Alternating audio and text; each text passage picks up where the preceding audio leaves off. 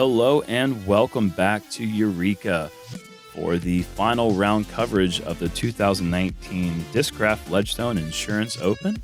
This is the sixth stop of the 11 of the Disc Golf Pro Tour. We've got the men's lead card action, Jerm 8 commentary, Jeremy Koling, joined by Nate Perkins. Jerm, it's been an absolute pleasure to commentate on this coverage with you. Totally, man. I agree with you 100%. It's been a fun bunch of good disc golf. We've seen a lot of good disc golf. We've seen some amazing scores. We didn't watch Kevin shoot a 12 down, but we're going to see him do some good stuff today. And we've got the glasses. We've got the Reid Frescura. I love this guy. And Ricky Wysocki, wow, he's looking really happy today. And he is score at 14 under, course record in round 2. I made up 4 strokes. I knew I probably wasn't going to make up all the strokes yesterday, so I just wanted to put myself in a good spot to have to be in contention for the win today. And there's going to be a lot of wind, so it's definitely going to be a factor. I definitely think that I'm going to play safe on certain holes. I'm only down 2 strokes, so out here, 2 strokes can come and go in 1 or 2 holes. So there's definitely a lot of opportunities to gain some strokes, and I just got to be cautious and play aggressive when I feel like I have the chance. It's a little windier today. I think we might get lucky and miss the rain, so if we get that, the adjustments are just fight the wind, keep it in bounds. I think the best thing I've done so far is do that, keep it in bounds. 1 OB stroke so far, so just not give strokes away, basically make them earn it. 1 OB in 36 holes for Paul McBeth. That's It's definitely the most impressive stat of the tournament. yeah, I mean, he's got the chance to blow away the tournament record for lowest under par, even though this is the first time I think this tournament's ever been 3 rounds. We've always played the Ledgestone in 4 rounds, but he could still beat previous records for 4-round winners just in 3 rounds. Wow. It's going down today for sure, though. Yeah. Ricky's only 2 back, and great pre-round interview. He's pretty focused. I love his attitude going into this final round. 4-time world champion. Is that a whale sack? Oh, McBeth has got a whale sack in hand. Yeah.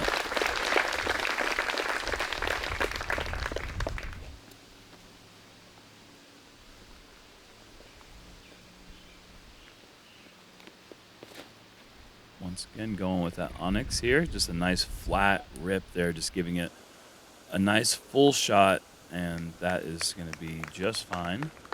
Do you think it's easier to throw from the bottom of the hill or top of the hill where Paul just landed? I prefer to be up the top. Yeah. Yeah, I feel like it's an advantage to be able to land your disc up on top of that dam. Ricky Wysocki. And the top 2 players here are making up 6 of the past 7 world championships. Wow. And Ricky's got that focus face on right now. He is certainly ready to attack. He's going Destroyer on a slight force over. Nice shot. Just get down the hill. Yeah. See that wind kind of messing with the disc in the air. Yeah, trees blowing. It was very, very swirly right here at the beginning part of the round. Greenwood, Arkansas. Kevin Jones. Yeah, this is right where Kevin belongs. Mm-hmm. Lead card, final round. Certainly, after that incredible 12 down from like the 4th or 5th card, jumping all the way up to lead card. Oh, that's low. Yeah, but he blitzes the disc so fast that he is safe. But yeah, it does not crest the hill, but that's an interesting spot right at the very top of the hill. Off the tee box from Holland, Michigan, Mr. Reid Frescura. Something about Reid just makes me want, I wish I heard like a little guitar riff every time I heard his name announced, like, I don't know why. It's just that's funny. I guess he's got this course figured out, Jerm, because this is the second year in a row that we've seen him on the coverage. Lead card, final round, Jomez. This is huge. Oh, it's gotten down. They say there's horses for courses. Or courses for I think that's the expression. Yeah. Horses for courses, and Will Schustrick is a 3-time winner at USCGC. Obviously, a perennial one of the best players ever. But he just seemed to do really well and focused in at that place. And, some people just do well at certain courses. And that's very interesting because a lot of people talk about this course not being lefty friendly. Very interesting. Yeah, he definitely settles into a groove out here. Kevin, and you can see that wind just pushing that shot down, but a really nicely played low shot, keeping the nose angle down away from the wind. Yeah, that's a tough shot. The wind's pushing left to right off that lake.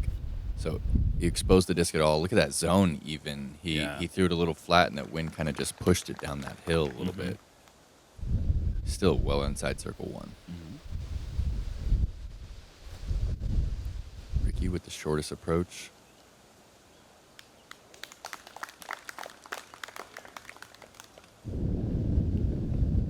Reid from about 38 feet.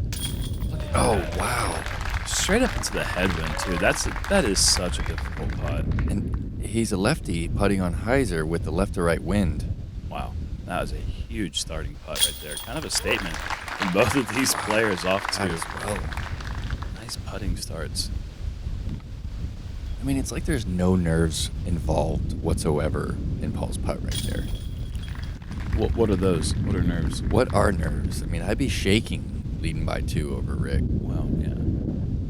But Paul's won like 600,000 tournaments. Oh, gosh. Kevin almost got a little bit of that Ricky off the pole action, but we got a star frame on 1. That's what you want to see from this lead card. On the whole, it should have been attacked by most players who have that 500-foot distance. That should be a pretty simple 3 to start your round off. But no matter what you do, this is not a simple 3. Hole 2, par 4, 615 feet. That low ceiling off the tee makes it really difficult. We've seen Paul go roller a couple times just to avoid that low ceiling. And if you're not throwing a sidearm, you have to throw a nice late breaking to the right backhand mid-range to keep it from going out of bounds. Oh, and Paul opts to go with the air shot. And looked to be turned over a little early, but it's actually perfect. Yeah, it's in a really great spot. Up the hill to the right really opens up your options. But it's scary to get there. Oh, Ricky called got it, and he was right. He knew exactly where He's still going to be in an heading. attackable position from right there. Yeah, that'll be over 330, 340 probably left to the pin.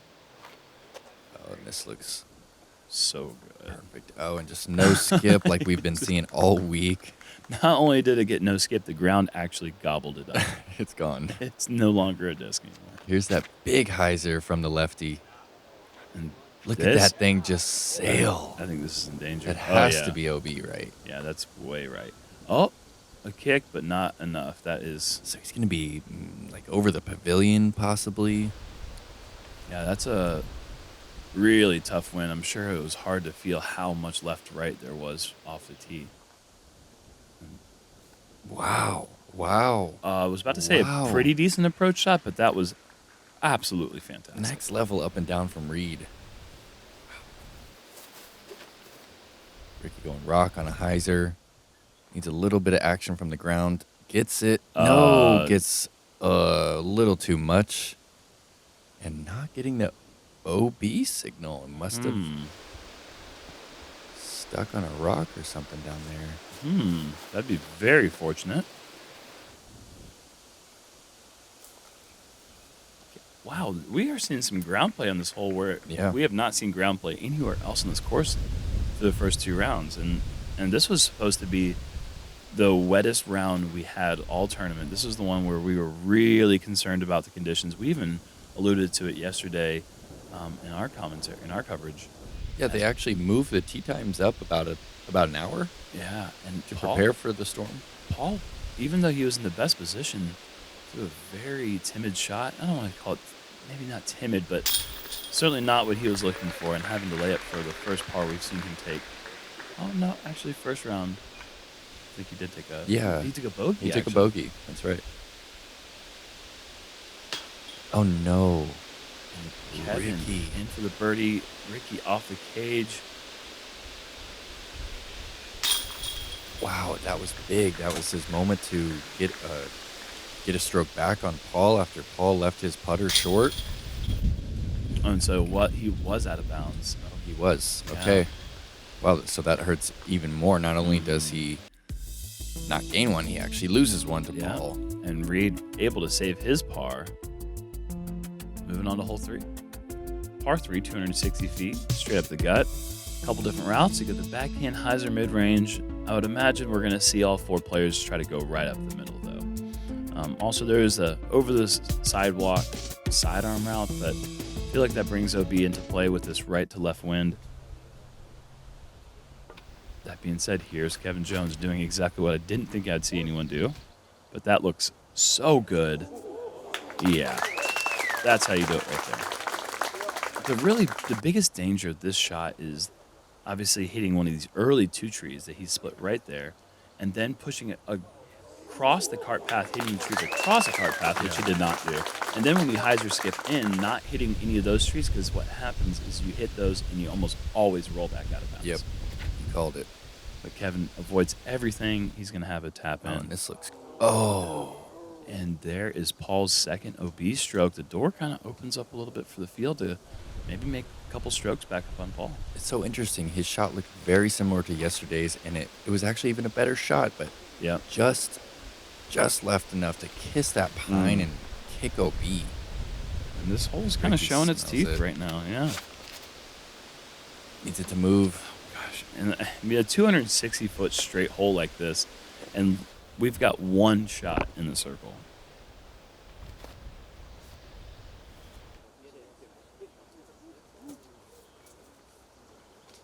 I think he's going to have Circle's Edge Tester for his par.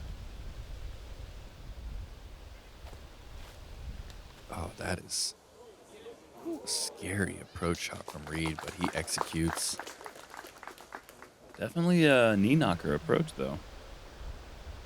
Or not approach, but putt. This is 45 feet for Paul's par. Jeez. Look how much hyzer this has. Looks like he had to putt around the tree. Wow, what control. That's not his normal putting style, and just being able to adapt. So fluid.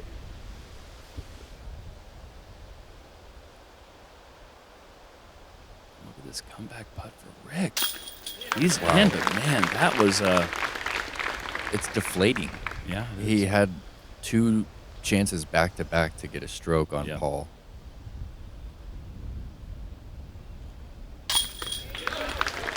It's a good solid stroke from Frescura.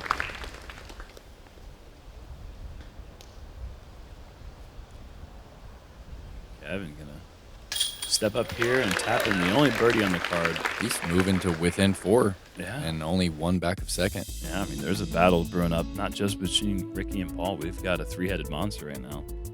And speaking of 3-headed monster, we've got holes 4, 5, and 6 coming up. Yeah, we've got the hardest stretch in the course. Hole 4, 423 feet. Average is 3.32, and I feel like it plays even harder than that. But we saw this is one of the harder holes of the weekend for the par 3s. That where OB was, it's in play, but it's not like the main concern. It's just how do you throw this shot right here? Oh, and that just got slammed. That looks so great. It really did. Just needed a couple more feet of height. I feel like that route that Kevin went, that kind of late breaking turn down that gap right there, is the best play. And I think Paul's finally made the correction to get. Yeah, so maybe I've just been wrong this whole time. Yeah, really, he has been playing for the bird with that stable putter. And wow, he's 25 feet. It's just so funny to me that it's just a putter. And he's just throwing it not that hard, and he's just ripping past the basket at 423 feet. I mean, it is quite a bit downhill, and all you have to do is really crest that hill, but it's just amazing how soft he has to throw that. It's still impressive. Ricky's going rock right here. Needs just a little bit of late turn. Oh, wow, look at this. Just float down the hill.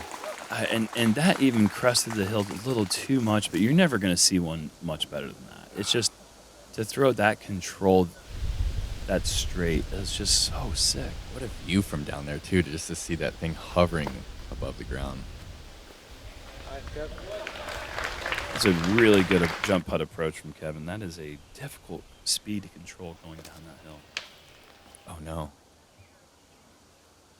That looked like a tricky lie from Reid, and he hits one of the first available and is just going to have to lay up for his bogey 4.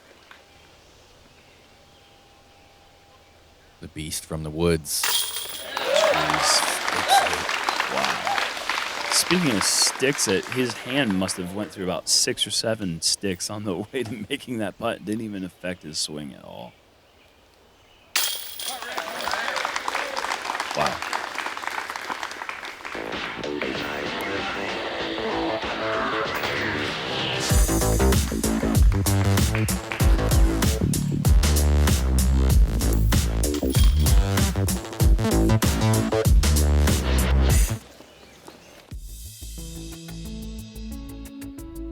On to hole 5, infamously known as the baseball field hole. I don't know why they call it that. I've been trying to figure that one out for years.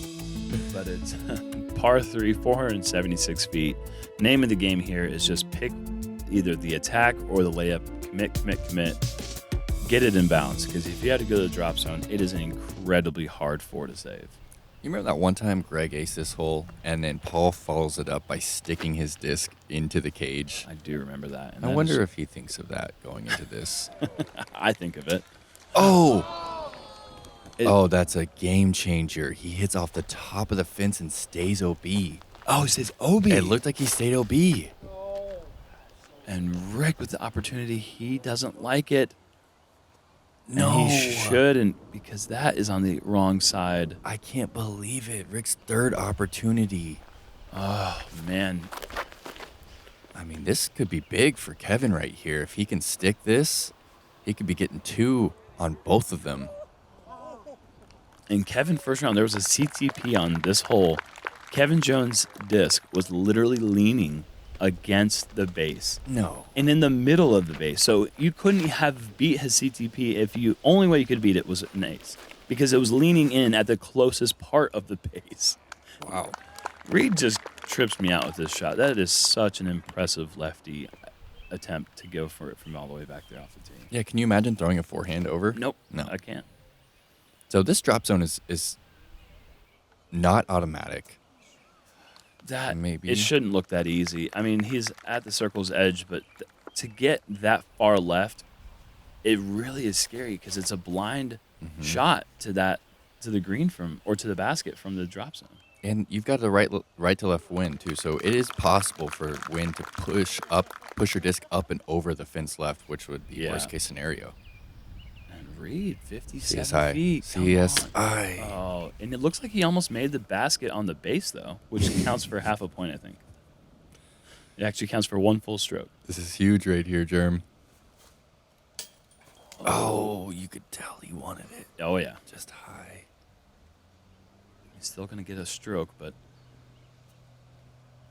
everybody needs everything they can get when they're going against this guy. And McBeth has now gone OB twice so far in the first 5 holes, still under par. Yeah. It's just capitalizing on every putting opportunity he gets so far, and that's how you remain the man. Oh, I feel it. I feel it, Ricky. I don't think enough can be said on how great those 2 approaches were from the drop zone, though, because if you haven't been out here and you haven't tried to throw that shot in tournament scenario, there's really no way to really describe the trickiness of that approach, and they made it look so easy. Yep. Hole 6, man. With this wind, we kind of had a headwind, right to left headwind. I don't think it gets any harder than this hole. No, absolutely not. I mean, especially for the right-hand backhand, throwing steep hyzers to play safe, and it just makes you think so much. If this hole were called a par 5, it would be a hard par 5 because it averages 5.22, but it's a par 4. Played 1.22 over par on this final round. Yeah, so this one you can see the difficulty. I think that might be a UDisc Jomez record. It's got to be. It's got to be up there. I know we've had a couple holes that have averaged over a stroke above. Oh, yeah. But there was what tournament was it that had 4 holes that averaged over a stroke over par. Oh my goodness. Is it USDGC? Oh, GBO. GBO. Because the wind. Yeah, that's what it was. Well, we were shooting 10 and 12 over, and we were leaving the course with smiles on our face. And we've got 3 good tee shots inbounds. That was pushing that OB line left, and he is definitely out of position for the 3. Yeah, but I don't care if you're in perfect position on this hole, you're out of position for the 3 on this one. Yeah. It's a good point. Rick is definitely out of position now. I think he just threw it out of bounds. He did just throw out of bounds. What is happening right now? I'm scratching my head. Ricky just not capitalizing. Reid playing the safe hyzer. And that bounce is over. And again, we've seen skips on this round. We've not seen the disc really skip much at all so far this tournament. Yeah, that definitely got a little bit more action than he was expecting. That's a really good shot. To play that safe shot on this hole, it's the play, but it's not as easy as you'd like it to be.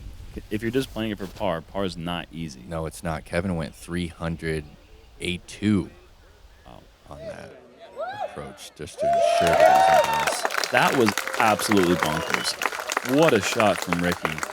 Giving himself a position to save his par? How far was 475 plus? Yeah, I'd have to agree with that.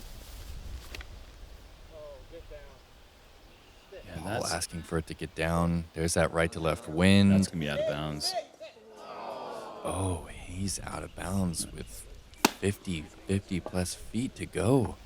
And McBeth is thrown out of bounds a 3rd time for the first 6 holes. Oh, Kevin, this is out of bounds too. Oh, he's got the fortunate kick off the brush. That's what you're asking for when he's heading over to the left, because there's a lot of bad news over there.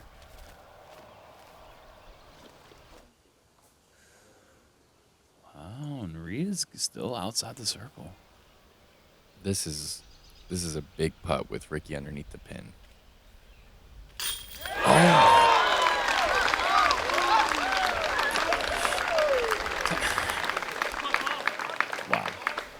It's perfect. Yeah, it's pretty much perfect. A perfect putt. Yeah. So sick. And you saying that Ricky's underneath the pin because he's within 50 feet? No, that's a misspoke. He's outside circle 1 and he sticks it. Oh, it's because we just know that's possible. That's awesome. Wow, what incredible pars from those 2 guys. Wow. OB and a par don't really go together on this hole.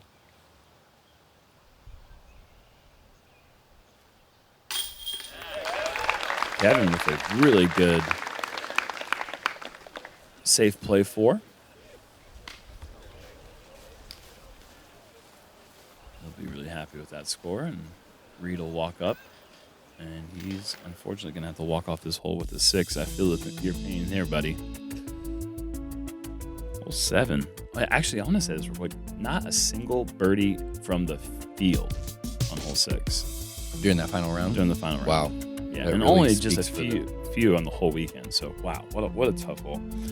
Hole 7, not a very tough hole. 275 feet, just straight ahead. Keep it down the middle. Avoid any sort of kicks into the river if you ever want to see your disc again. Just love the way he projects these putters. I could watch it all day long. Just great footwork, getting those hips engaged. All going with the force, asking for it to sit. He's not. Okay. Oh, wow. Wow. He's pushing the. Yeah, he's definitely pushing it. Inbounds, though. And he's inside 150 feet, so it's probably a 2.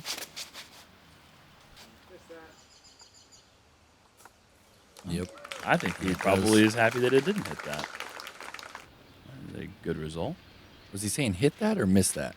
Oh, I don't know what he was saying. Yeah. I thought he said hit that, but I thought he said miss that. Reid right down the middle the whole way. Beautiful throw.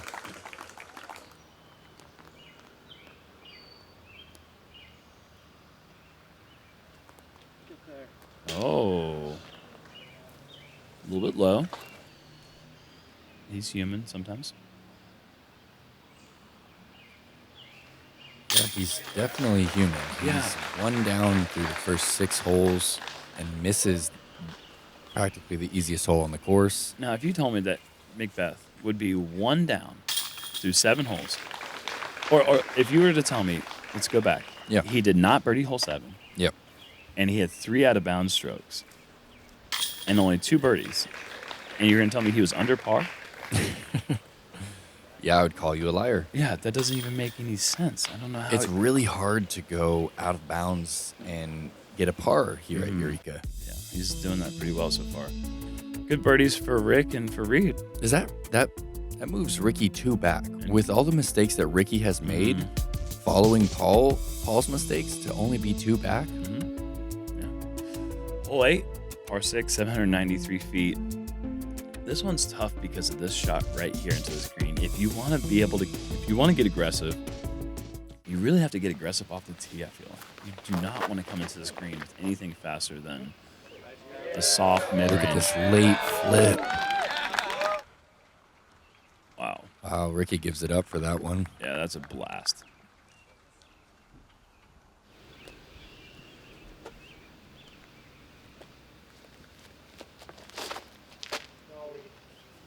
That's got a punch. It punches and it gets through. Wow. That is not a very common result when you hit anything on that right side. A little shout out to our tournament director in the background filming on his phone, Nate Heindel, running just an incredible event out here. It's so much money to charity, always known as being one of the biggest payout tournaments. Yeah, really setting the standard. Mm-hmm. Huge shot from Reid. We able to make the correction from the round 2 mistake we saw where he went out of bounds. And McBeth, that's really good.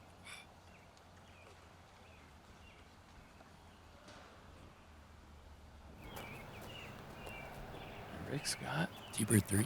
T-bird 3 in his hand. That's a lot of disc to come into this green, and this is heading right, which there is a pond up there, but I don't think he's long enough. Yeah, they're saying he's safe. It's a pretty big miss.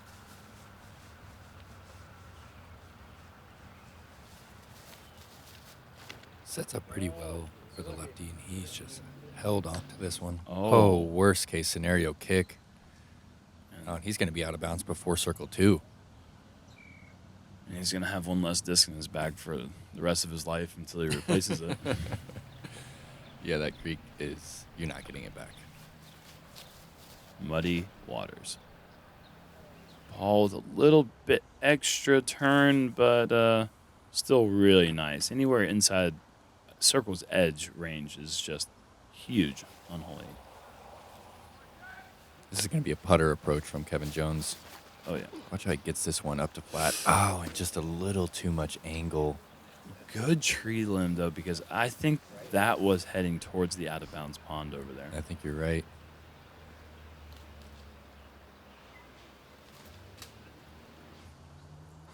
Jerm, is it possible that that's the exact same pair of sunglasses from 2018 Ledgestone? I'd like to hope, but I don't know. I'm gonna say it is. I'm gonna go on a bold limb, and I'm gonna say that he's capable of holding on to his sunglasses for a full year. Something no man has ever been able to do is hold on to one pair of glasses for more than a year. And so we actually saw Paul lay a similar putt up yesterday, and he chooses to attack. Well, he was pin high yesterday. He was looking straight across. Okay, this a time little he bit had a better little bit angle. better angle, but yeah, just not really needing. I'm sure obviously he wanted the birdie, but like sometimes you just feel like it's a much more important time to really elevate that focus level. And right now he's just kind of just getting by right now. Yeah, he's just getting by because one down through 8 holes is not going to cut it. That pace, Kevin's going to catch them. Yeah. He's only 3 back. Yeah, and look at this leaderboard, though. Through the first 8 holes, not much in terms of big action. Garrett Gerthy playing well. Yeah, a lot of our players over par. Yeah, it's playing tough for some reason. No rain, but the wind just is kind of throwing these players off. Hole 9, the bridge hole. Par 3, 354 feet. Brand new design. Don't know if they're going to move it back for the World Championships if this marshland goes down? It's a big question. Yeah. What is your personal opinion? You feel like they should have the straight shot? I think it should go back to its original position, but I think this was a great adjustment last minute when the tournament staff was kind of they forced the hand with the weather. You know, they had to do something to move it. Kevin, this has got to get left. It looks like it's going left. Oh yeah, that's just fine. Yeah, so the wind was actually tailwind right to left, and that brings in, as you saw, Kevin's disc, who threw it low, had the chance to go long. I did see a lot of players go long OB on this hole yesterday. That wind is just shoving those discs and carrying them. Yeah. Look at it, Rick, just like a little half-turn shot just to get there. Is that a Firebird? It could be. I'm not sure what that blue thing is he's throwing. I think it is a color glow Firebird, though. And this is the Onyx from Paul.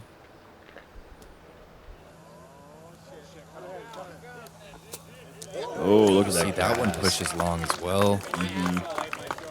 And anything out of bounds here goes to the drop zone, which is right at the end of this bridge. So it's not really too much different than just teeing off from here. I need to get up.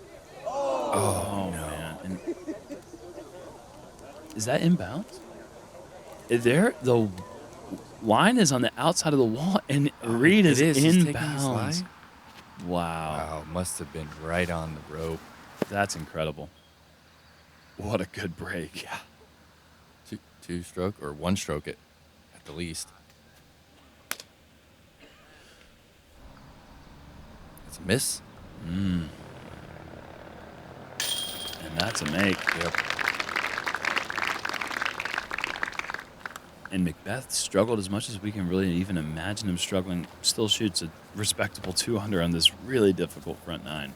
The back nine is where things can really heat it up. So, yeah, we've seen that's been the trend this week is you make it through the front. If you're under par, you're really in a good position.